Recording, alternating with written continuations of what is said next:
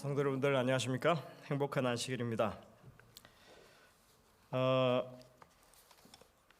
이 CMC 첼로 앙상블 불과 시작한 지 석 달 정도 됐어요. 하여튼 불이 나게 준비를 하더니 결국은 첫 무대를 섰습니다. 잘하죠? 이제 새로 배우는 사람들이에요. 그래서 여러분들이 아주 우리 이명희 장로님 같은 실력을 기대하셨다면 좀 실망하셨을 수 있지만 제가 볼 때는 너무나 아주 잘한 그런 이 찬양 시간이었다고 생각이 됩니다. 많이 격려해 주시고 또 여러분들 이런 활동들이 교회 안에서 더 많이 일어나기를 위해서 그렇게 후원해 주시면 감사하겠습니다. 오늘 우리 김진달 장로님이 아주 저렇게 멀쩡한 모습으로 오신 건 참 감사한 일이라고 생각합니다. 얼마 전에 심하게 교통사고가 나서 차가 지금 거의 망가졌습니다. 근데 다행히 저렇게 기도하시고 지금 치료는 받고 계신데 우리 장로님 아무 탈 없이 잘 회복될 수 있도록 기도해 주시길 바랍니다. 오늘 저는 하나님의 심판에 관한 말씀을 좀 나누려고 합니다. 먼저 시편 7편 11절 12절에 있는 말씀을 봉독하겠습니다. 하나님은 의로우신 재판장이시며 매일 분노하시는 하나님이시로다. 사람이 회개하지 아니하면 그가 그의 칼을 가시며 그의 활을 이미 당기어 예비하셨도다. 하나님은 의로운 재판장이라 하는 이 구절을 사실 제가 성경에서 가장 좋아하는 성경 몇 절 가운데 하나로 꼽습니다. 여러분들 심판받는 것, 재판장에 서는 게 편한 사람이 있을까요? 아무도 그걸 편하게 생각하는 사람은 없을 것입니다. 심판하시는 하나님, 또 그 앞에 우리가 서 있다고 하는 것이 결코 마음 편한 그런 부담이 전혀 없는 그런 상황은 아닌 것입니다. 12절의 말씀 두 번째 절을 보시면 이렇게 말합니다. 사람이 회개하지 아니하면 하나님께서 뭘 하신다고요? 칼을 갈고 계신대요. 활을 이미 당겼대요. 그러니까 이렇게 언제든지 손만 딱 놓으면 바로 화살이 나가는 것입니다. 여러분들 누군가 칼을 여러분들 향해서 겨누고 또 총구를 겨누고 활을 이렇게 시위를 당긴 채로 겨누고 있다 그러면 여러분들 그게 아주 행복하고 평안한 그런 상황이 될 수 있겠습니까? 절대로 그럴 수 없죠. 언제 이게 화살이 날라오고 총이 날라오고 칼이 들어올지 모르는 상황인데 절대로 그럴 수 없습니다. 심판을 하나님께서 준비하고 계신다. 이런 표현으로 연상이 되는 것입니다. 그렇기 때문에 심판은 절대로 그게 정말 마음 편하게 이렇게 맞이할 수 있는 그런 상황은 아닙니다.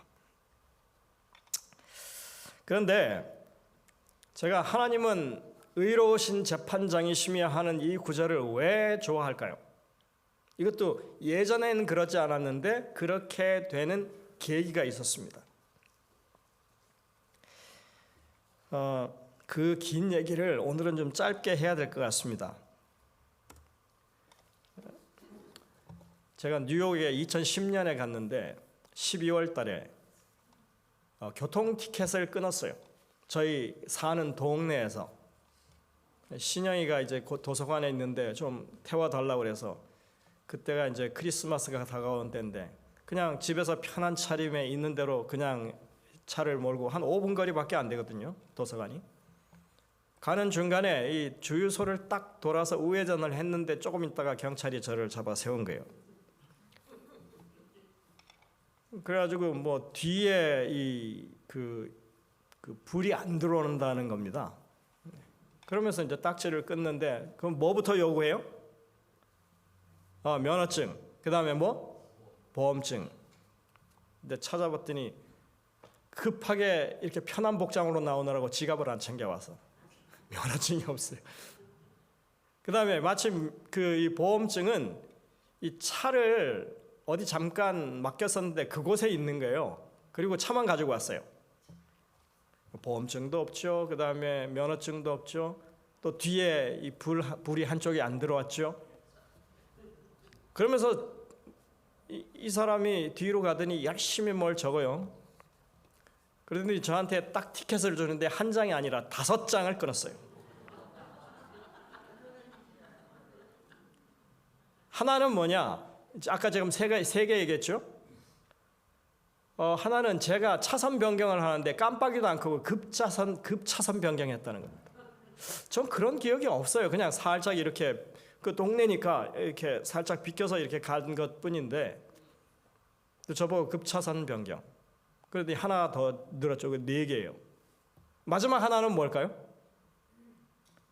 경찰이 얼마나 신이 났는지 2번째 끄는 걸 또 끊었어요. 그래가지고 5장이 된 거예요. 애 태우러 갔다가 이제 라이드 하러 갔다가 그냥 덤탱이를 쓴 겁니다. 그래서 이제 난감해서 왜냐하면 뭐 뉴욕 생활이라고 하는 게 빡빡한데 이 벌금 낼 생각하니까 아주 깜깜한 거예요. 그래서 이제 그 5장의 티켓을 들고 그 마을 법원으로 가라고 그래가지고 갔어요. 그랬더니 거기 한 여자분이 사선대 나오시더니 제가 이렇게 티켓을 끊었더니 쓱 웃더라고. 그러더니 차근차근 설명을 해줘요. 이거는 뭘 하면 되고 이거는 어딜 뭘 조치를 하고 하면서 그걸 다 해줬어요. 그러면서 뭐라 그러냐면 한 달 후에 재판이 열리는데 그때 이 서류 다 준비해서 오라고 하는 거예요. 그래서 한 달 후에 그렇게 다 준비해서 갔습니다. 그랬더니 이게 이제 그때가 겨울이니까 재판이 연기됐대요. 다시 한 달 후에 오래요. 그래서 이제 다시 한 달 후에 갔습니다. 근데 그날이 화요일인데 재판이 5시에 있어서 이제 7시 반 정도면 충분히 교회 갈 수 있을 거라고 생각을 하고 그 당시에 화요일 예배가 있었거든요. 그래가지고 이제 양복을 차려입고 외투를 걸치고 깔끔하게 하고 갔어요. 그랬더니 이제 그 순서를 보니까 제가 거의 뒤쪽에 있더라고요. 그래서 제가 목사인데 오늘 저녁에 집회가 있다고 그랬더니 그러냐 그러더니 그 뭐 이렇게 하더니 순서를 좀 조정해갖고 앞으로 좀 당겨줬어요. 그래서 재판장 앞에 섰습니다. 재판장이 이제 제가 준비해간 서류 이미 한 달 전에 냈으니까 그거 보고 그 다음에 티켓 이렇게 쭉 훑어보더니 이렇게 얘기하는 거예요. 면허증은 원래 가지고 있었던 거니까 오케이. 단지 그 자리에 없었을 뿐이니까. 그 다음에 뒤에 불이 안 들어오는 거 고쳐서 오케이. 보험증이 분명히 있었는데 그 자리에 없었으니까 이것도 오케이. 3개가 다 오케이 됐어요. 근데 하나는 이거를 지금 봐주기 어렵다 그러는 거예요. 뭐냐면 급차선 변경했다고 하는 부분. 그러면서 가만히 이렇게 저를 보더니 뭐라고 그러냐면 당신은 여기 온 지 얼마 안 됐고 그 다음에 초범, 다시 말해서 처음 티켓을 끄는 거니까 이것마저도 디스미스. 그러더니 뭐 하나는 사실은 그냥 아무것도 아닌 거잖아요. 저기 2번째 걸 똑같이 끊었으니까. 그러니까 5장 모두가 다 디스미스 된 거예요. 내가 나중에 들어보니까 그렇다고 그러대요. 나를 그렇게 고발한 사람, 다시 말해서 경찰이 나를 이렇게 다 이렇게 항목별로 해가지고 했으니 그 사람이 와가지고 그거에 대해서 분명하게 입증을 해야 되는데 경찰이 그 자리에 안 오면 훨씬 더 제가 유리하다는 거예요. 그리고 제가 그 재판장에 처음에 갔을 때 그 여자 사서부터 시작해가지고 제가 재판장 앞에 섰을 때 앞에 뭐 변호사 같은 분도 있고 하면서 저를 대하는 게 정말 따뜻하고 친절하게 대해주더라고요. 제가 그 분위기를 그렇게 느꼈습니다. 제가 그날 이제 그 5장의 티켓이 다 기각되고 나서 교회 가서 설교를 하는데 얼마나 마음이 가볍든지 제가 그때 한 가지를 분명하게 느꼈습니다. 재판이라고 하는 것이 두 종류가 있구나. 하나는 그 피고를 돕기 위한 재판이 있고 또 처벌하기 위한 재판이 있구나. 그래서 이 재판이라고 하는 것, 심판이라고 하는 것에 대해서 아주 생각을 달리하게 됐습니다. 하나님께서 우리를 심판하신다 그러면 여러분들 구원을 위한 심판을 하실까요? 처단을 위한 심판을 하실까요? 확실히 그렇게 믿으세요? 예? 여러분들 그건 정말 너무나 당연한 이야기입니다. 그런데 그 당연한 얘기를 우리가 사실은 잊고 살아요. 하나님이 이 땅에 오셔서 마지막 날에 심판을 하신다 그러면 또는 우리가 오늘날 하나님의 심판의 시기를 지나고 있다고 얘기하면 전부 다 처벌받을까 봐 두려워하는 그런 마음을 가집니다. 부담을 가져요. 근데 그게 아니라는 겁니다. 성경이 말하는 심판은 세상의 심판은 어떻게 보면 법을 어긴 사람들에게 적당한 처벌을 내리는 것 그런 심판을 행하지만 하나님께서 행하시는 심판은 사실 우리 모두가 법을 어긴 범법자들이니까 그 사람들을 살리기 위한 구원을 위한 심판을 하시려는 것이 하나님의 이 뜻이에요. 예. 그래서 여러분들 우리가 심판을 이야기할 때는 하나님께서 우리를 구원하시려는구나 이렇게 하는 생각을 가지셔야만 합니다.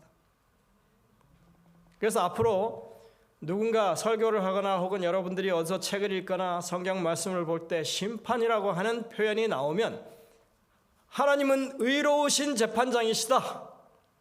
이 의미가 뭔지 여러분들 다시 한번 깊이 생각해 보시길 바랍니다. 하나님은 의로운 재판장이시다 했을 때 하나님은 우리를 구원하기 위해서 우리를 살리기 위해서 우리를 위하는 재판장으로서 계신다고 하는 것입니다. 그래서 우리는 하나님의 심판에 대해서 올바른 개념을 가지고 살아가야 합니다.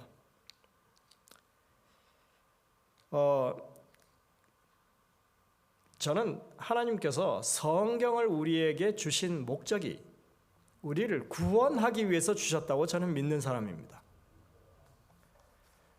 여러분들 만약 하나님께서 우리가 이 죄로 인해서 너희가 이런 죄를 졌으니 너희는 멸망할 거야 그걸 알려주기 위해서 성경을 주셨다면 이렇게 제가 지금 성경 가지고 있는 건 이 패드나 아이폰밖에 지금 없기 때문에 이렇게 두꺼운 성경을 우리에게 주실 이유가 없어요. 1600년 동안 40명의 이 글 쓰는 사람들을 통해 가지고 그리고 아주 각종 다른 어떤 형태 가운데 정말 이 여러 사람들의 상황 가운데 하나님께서 이런 계시 저런 계시 이런 사건 저런 것들을 통해 가지고 우리한테 그거를 일일이 다 알려주실 이유가 없어요. 너희 이런 죄를 지으면 망한다? 한번 경고장 하나 붙이면 됩니다.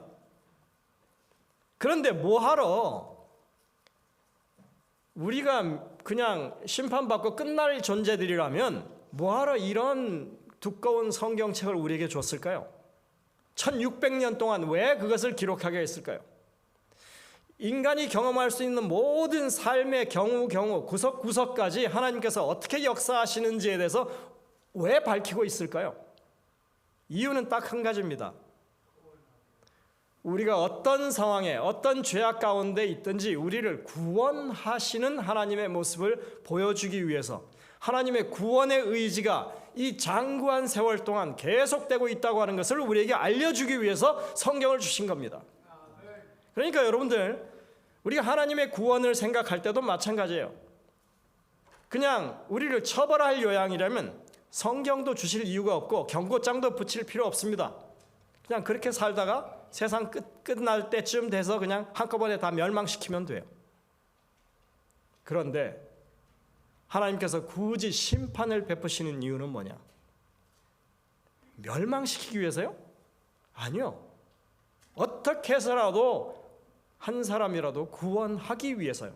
그 구원을 정당화하기 위해서 하나님께서는 우리에게 성경도 주시고 그리고 친히 심판하시는 그런 모습으로 우리에게 등장하는 것입니다.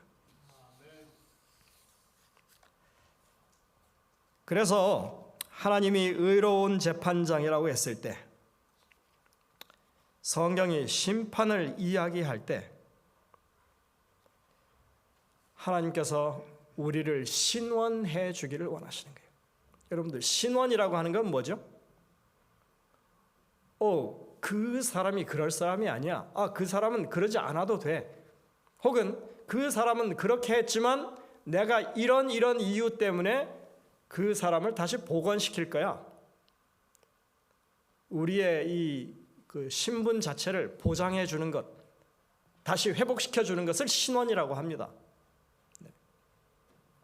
하나님께서 그 목적으로 계시하시고 심판 베푸시고 심판자로서 앉아 계신 것입니다. 하나님이 왜 의로우시냐?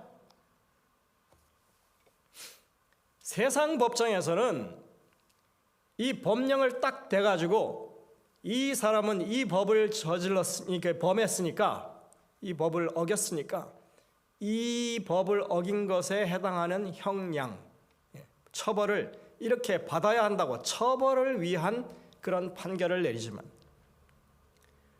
하나님께서는 죄인을 구원하시는 하나님, 죄인에게 그 죄의 값을 그 자신이 치러야 하지만 하나님 스스로 그 죄값을 대신 치르시고 우리를 위해서 희생하여 돌아가심으로 우리를 구원하셨기 때문에, 그래서 하나님은 의로우신 분이에요. 하나님이 의로우신 재판장으로 했을 때 그 하나님의 의로우심은 죄인을 구원하는 재판장이기 때문에 의롭습니다. 죄인이 받을 죄값을 하나님이 스스로 대신 감당하시고 그 죄값을 치러 주셨기 때문에 의로우신 겁니다.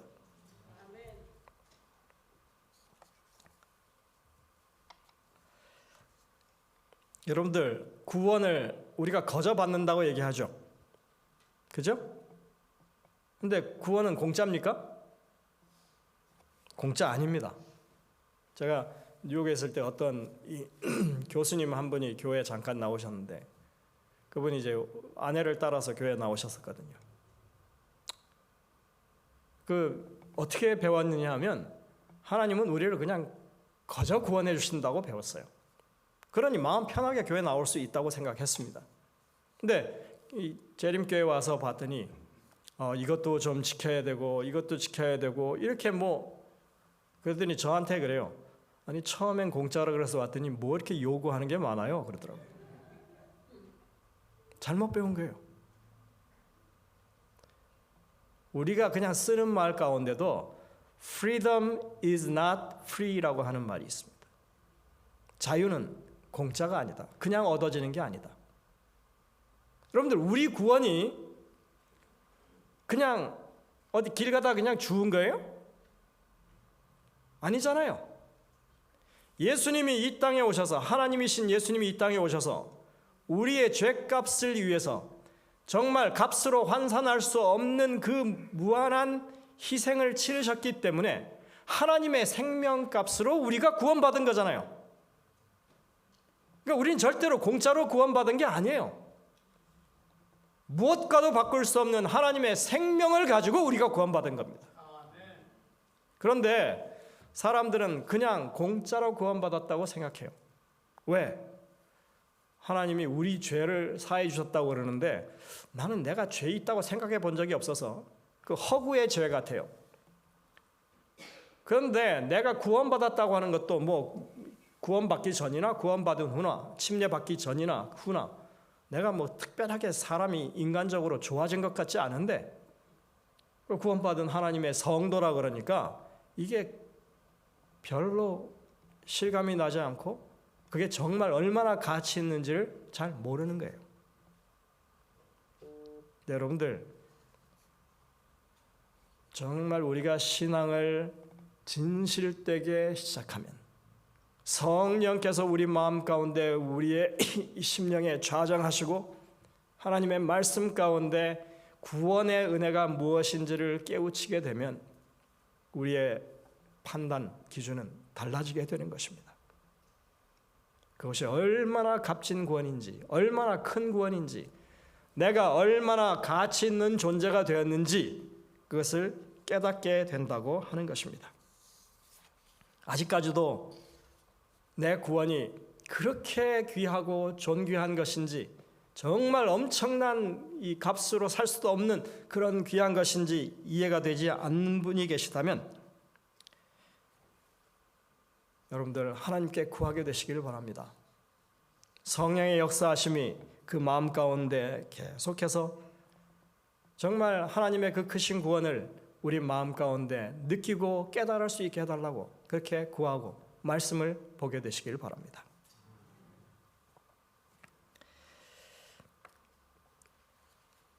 우리가 구원받았다고 하는 것은 다른 의미로 말하면 목숨값으로 구원받은 것입니다. 그러니까 여러분들은 목숨을 빚진 존재들이에요. 그래서 성경은 이렇게 말합니다. 너희는 너희 자신의 것이 아니라 값으로 산 것이 되었으니 그런즉 너희 몸으로 하나님께 영광을 돌리라. 나의 나 된 것은 하나님의 은혜로 된 것이다. 나는 아무 가치도 없고 그냥 죽어야 마땅할 그런 죄인이었는데 그리스도의 피의 공로로 그리스도께서 나를 대신하여 내 죄값을 치르셨기 때문에 내가 지금 오늘날 내가 하나님의 은혜로 지금 이렇게 살고 있다. 사도 바울은 더 아주 분명하게 얘기합니다. 내가 그리스도와 함께 십자가에 못 박혔나니 그런즉 이제는 내가 사는 것이 아니요 오직 내 안에 그리스도께서 사시는 것이라. 이제 내가 육체 가운데 사는 것은 나를 사랑하사 나를 위하여 자기 자신을 버리신 하나님의 아들을 믿는 믿음 안에서 사는 것이라. 내가 하나님의 은혜를 패하지 않을 것이다.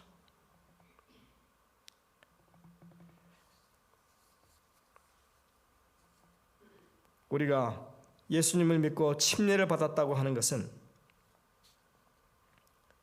목숨값을 빚졌다고 하는 것입니다. 빚진 거예요. 그래서 내 삶이 내게 아니라고 얘기하는 거예요. 값으로 하나님께 넘겨진 거예요.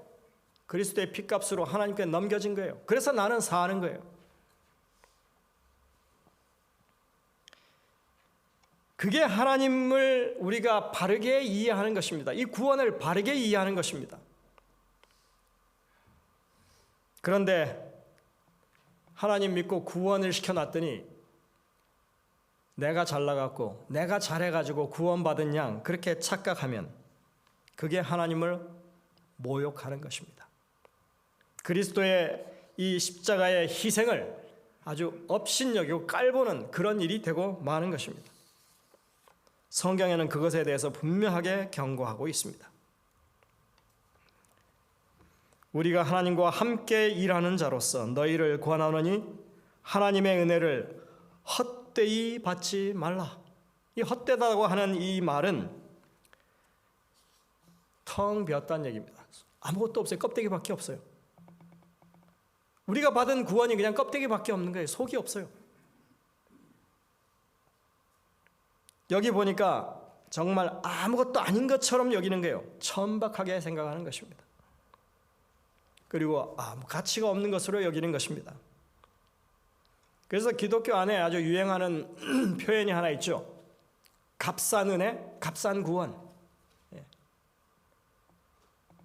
하나님께서 우리에게 베푸신 은혜를 정말 가치 있는 것으로 여기고 이 구원을 우리에게 너무나 고귀한 것으로 받아들여야 하는데 그렇지 못하고 그것을 가볍게 취급하고 아무것도 아닌 양 그렇게 생각해 보면 여러분들은 하나님의 은혜를 값싸게 그냥 여기는 것입니다.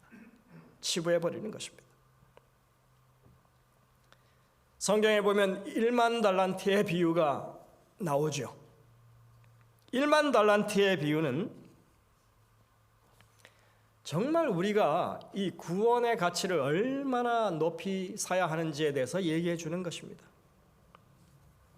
1만 달란트 얼마나 되는 가치인가요? 6천만 데나리온입니다. 일일 품삯이 한 데나리온이에요. 그럼 6천만 일 동안 일을 해야 되는 거예요. 그거를 1년에 300일을 일한다고 환산을 해보면 20만 년 동안 일해야 갚을 수 있는 돈입니다. 1만 달란트 빚지면 여러분들이 갚으실래요? 갚을 수 있어요? 불가능하죠. 못 갚는 빚입니다.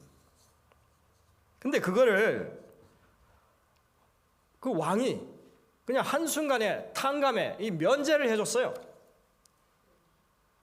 그때 그 사람이 하는 말이 있습니다. 조금만 말미를 주시면 제가 갚겠습니다. 무슨 수를? 20만 년 동안 일해야 갚을 돈을 무슨 수로 갚아요? 근데 그 큰 빚을 탕감받고 나오다가 자기 친구를 만났어요.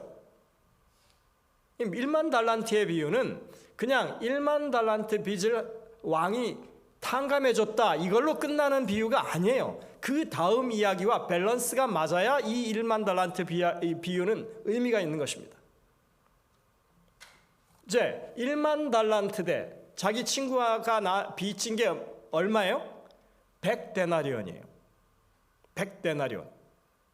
그거 한 석 달 정도 일하면 갚을 수 있는 돈이에요.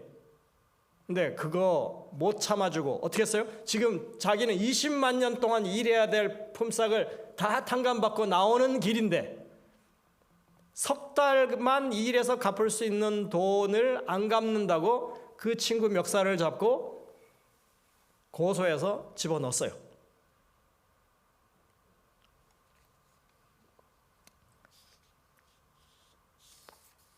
많은 사람들이 이 1만 달란트 비유를 하나님의 어떤 그 통 큰 용서, 아주 뭐랄까요? 절대적인 용서 이거를 이야기하는 비유로 이야기합니다만은 잘못 본 겁니다. 하나님은 정말 큰 죄악도 분명히 용서하시는 하나님이세요. 살인죄나 또는 간음죄나 도둑질이나 이런 것들 저질렀다고 해서 하나님께서 그걸 다 고지것대로 다 갚지 아니하시고 정말 그리스도의 피값으로 말미암아 용서하시는 분이세요. 그건 맞습니다. 그런데 자기에게 그 100데나리온 빚진 사람을 용서해 주지 못하고 그 사람을 옥에 넣어서 다시 말해서 처벌하는 거죠. 처벌하는 그 모습을 보고 그 왕이 노했다. 뭔가 잘못됐다는 얘기죠. 용서를 받았으면 그 받은 은혜만큼 뭐예요? 다른 사람에게도 은혜를 베푸는 사람이 되어야 한다고 지금 가르치는 것입니다.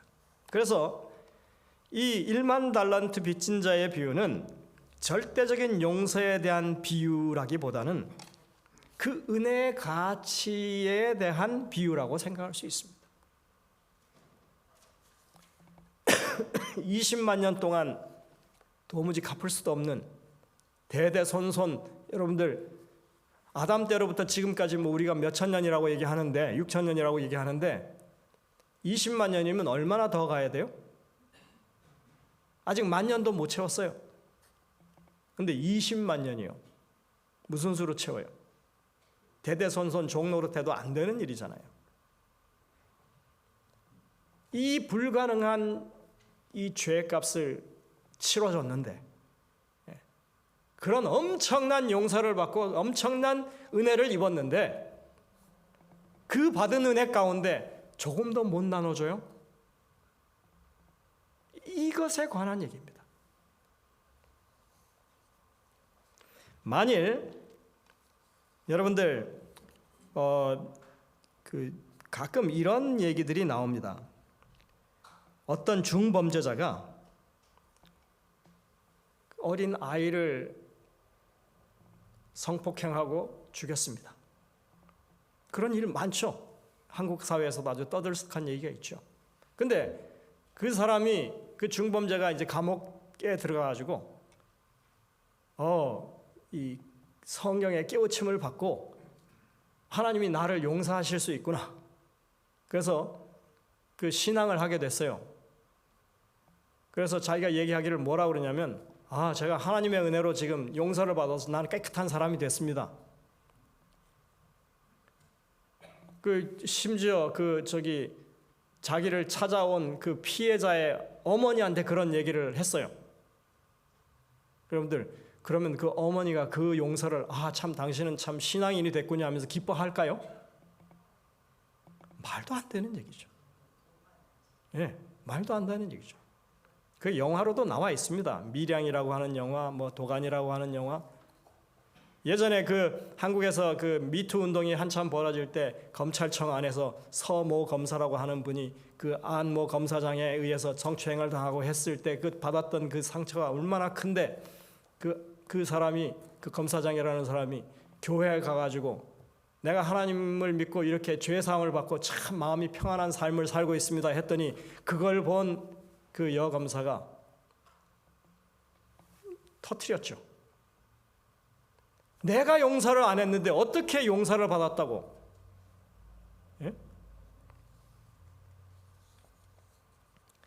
만약 그런 거를 교회에서 가르쳤다면 잘못 가르친 거예요. 아니, 사입이에요, 그거는. 여러분들, 하나님의 법체계가 있고 사람의 법체계가 있습니다. 하나님은 분명하게, 예수님은 분명히 말했어요. 너희가 이 하나님 앞에 예물을 드리러 제단 앞으로 나오다가 형제에게 불편한 일이 있거든 가서 화해하고 오라고 그랬잖아요. 하나님과의 법체계, 그 관계에서의 법이 있고 실행되어야 할 법이 있고 사람과 사람 사이에 그게 있는 거예요. 우리가 왜 하나님의 법을 통하여 배우느냐 하면 인간의 법체계 가운데 정말 부족하고 형편없는 그런 것들을 하나님의 법, 이 실행 관계에서 우리가 배워서 그것을 잘 적용하라고 배우는 거예요. 아무리 정말 자신이 하나님께 용서받았다고 하는 그런 마음에 확신이 든다 할지언정 조금만 상식이 있는 사람이라면 정말 하나님의 이 용서의 은혜를, 그 깊이를, 얼마나 큰 희생을 통해서 내가 용서도 받고 구원받았다고 하는 것을 아는 사람이라면 피해를 입고 평생을 고통당하는 그 피해자 가족들에게 정말 있는 대로 최선을 다해서 내가 살아 숨쉬는 한 그들에게 속죄하며 살겠다고 하는 그런 마음을 가지는 게 당연한 것 아니겠습니까, 여러분들? 하나님의 이 용서는 인간의 용서를 대신해 주지 않아요. 교회에서 그걸 그렇게 가르친다면 잘못 가르친 것입니다.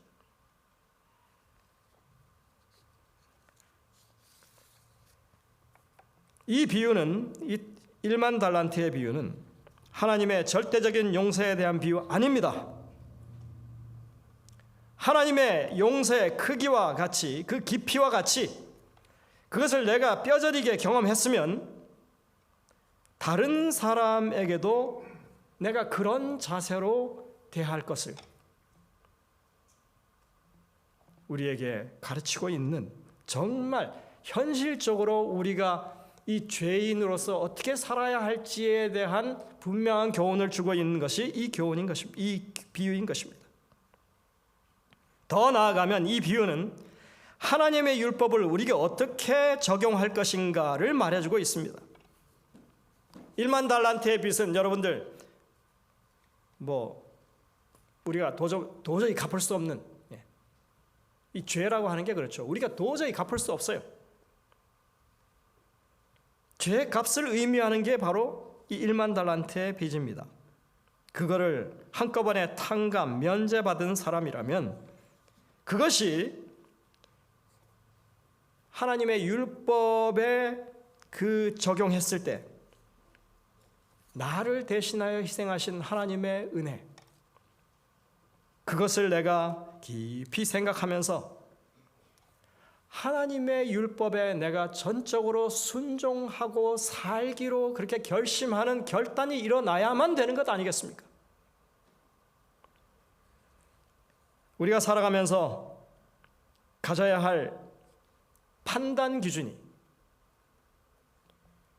하나님의 율법을 내 모습에 비춰보면서 정말 내가 이런 엄청난 죄인이었는데 하나님께서 무한한 희생을 통하여 나를 구원해 주셨다 하는 그 깨우침을 가지라고 율법을 우리에게 주셨는데, 그걸 가지고 내가 이제 구원받았다고 하면서 다른 사람이 어떻게 하는지 쭉 이렇게 갈고리 눈을 뜨고 살펴보면서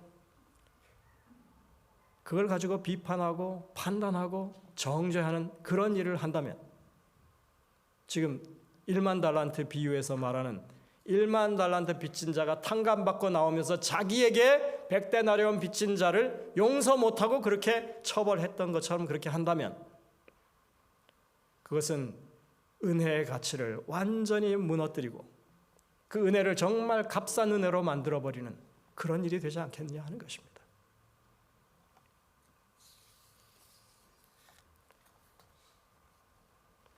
우리가 흔히 하는 말 가운데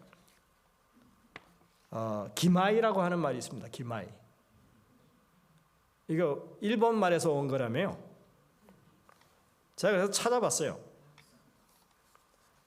기마이라고 하는 말은 일본의 기마에라고 하는 데서 왔습니다. 기마에. 호기를 부리다. 그 다음에 선심을 쓰다 이런 거예요. 아 좋아, 오늘 내가 기마이 쓴다 내가 그러죠 보통. 예? 아 내가 오늘 기마이 내가 한다 이거 이렇게 하면서 뭐 해요? 음식값도 대신 내주고 뭐 이렇게 할 수 있어요. 그 뭐 흔히 하는 일들이니까. 근데 여러분들 사람들 사이에서만 기마이 쓰지 마시고 신앙에서도 좀 기마이를 쓰세요. 예? 아니 지금 20만 년 동안 일해야 될 품삯을 탕감받고 나오는 길이잖아요 지금. 100데나리온쯤은 그냥 아유 나 너무 기분 좋아 오늘 기마이 이렇게 할 수 있잖아요. 그걸 왜 못할까요? 그 엄청난 죄의 값을 다 용서받았는데 나한테 조그만 잘못한 사람을 가지고 그 사람을 끝까지 물거늘어지고 그 사람을 미워하고 어떻게 해서라도 안 좋게 얘기해서 그 사람을 형편없이 그렇게 힘들게 만든다면 안 되는 거죠. 여러분들 앞으로 좀 기마이 좀 쓰시기 바랍니다.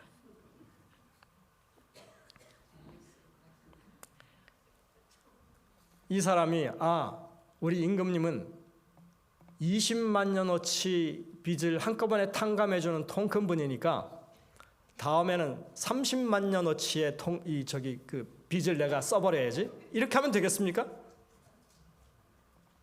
제가 뉴욕에서 5장 티켓 받고 이 마을에서는 5장쯤은 그냥 쉽게 그냥 디스미스 해주더라 다음에는 10장을 받아야지 뭐 이렇게 하겠습니까 여러분들? 만약 그런 생각을 가진 사람이 있다면 그건 사람이 아니죠.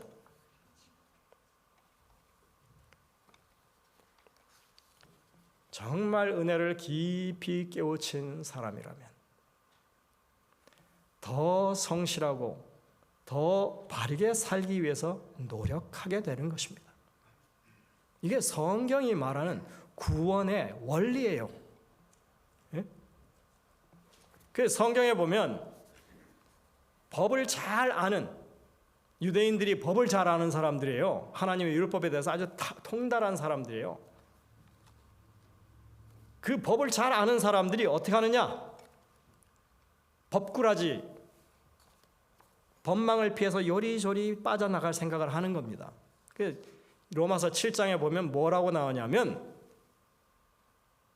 죄가 기회를 탄다 이렇게 말합니다. 죄가 기회를 탄다. 법 문구에 이렇게 돼 있으니까 이걸 비껴가서 할 수 있는 다른 행동을 찾는 거예요. 그러면 법에는 바로 저촉이 안 되죠. 근데 여러분들 그런 마음을 가진 사람은 여전히 중죄인이에요. 용서받은 사람이 아니에요. 용서가 뭔지를 모르는 사람이에요. 하나님의 은혜가 뭔지를 모르는 사람이고 경험하지 못한 사람이고 하나님의 사랑이 무엇인지 전혀 가슴으로 느끼지 못하는 사람입니다. 정말 하나님의 은혜를 마음 가운데 깨우친 사람이라면 하나님의 율법을 가지고 다른 사람을 재단하고 판단하고 정죄하는 일을 하지 않는다고 가르치는 게 성경입니다. 그러니 여러분들 심판을 통하여 하나님의 은혜를 알게 되시기를 바랍니다. 저는 이 심판이라고 하는 주제가 상당히 깊은 주제이기 때문에 오늘 정말 이 앞에 하나님은 의로운 재판장이시며 요거밖에 제가 못했어요. 그 중간에 보면 그렇게 하나님께 심판을 베푸신다 하는 그 중간에 사실은 행간이 있습니다. 행간. 그거 붙여서 읽으면 그냥 동시간에 진행되는 것 같지만 성경의 전체적인 이 이야기를 우리가 구성해 보면 이렇게 하나님께서 계속해서 구원의 심판을 베푸셔요. 우리에게 마지막 최종 이 사망 선고를 내리지 않고, 예? 그건 언제 해요? 이 지구의 역사가 마지막 끝나는 시점에 가서 한 번 하실 거예요. 그러나 그전에는 계속 어떤 심판이 있어요? 구원의 심판, 우리를 구원해주는, 우리를 무죄로 해주고 우리를 의롭다고 해주는 그런 심판이 계속되고 있는 것입니다. 이런 하나님의 심판과 그 은혜를 끝까지 무시한 사람들이 이 행간을 지나서 맨 마지막에 받게 될 게 뭐예요? 이제는 집행심판을 받게 되는 것입니다. 어차피 죽을 인생이었어요. 그런데 하나님께서 계속해서 돌이키고 살 길을 주셨는데 그 모든 기회를 거절한 사람들이 결국은 어떻게 된다고요? 하나님께서 칼을 가셔서 마지막에 딱 끊으실 거라고요. 하나님께서 이미 활을 당기고 계시는데 그때 가면 하나님께서 활시위를 놓을 거라고요. 그래서 우리는 이 말씀을 읽을 때 그냥 하나님은 지금도 이렇게 하시는 분이라고 생각하지 마십시오. 아까 뭐라고 그랬어요? 예, 하나님은 우리를 어떻게 해서라도 구원해내기 위해서 애쓰시는 하나님이십니다. 그래서 성경은 말합니다. 지금은 은혜 받을 만한 때, 구원의 날이라고. 다시 한번 말씀드립니다. 우리가 살아가고 있는 현재는 하나님의 심판이 여전히 진행 중입니다. 근데 그것은 구원을 위한 심판입니다. 우리는 이미 그 심판을 거쳐서 목숨값을 빚지고 사는 사람들이기 때문에 하나님의 그 은혜의 깊이를 알아야 할 사람들입니다.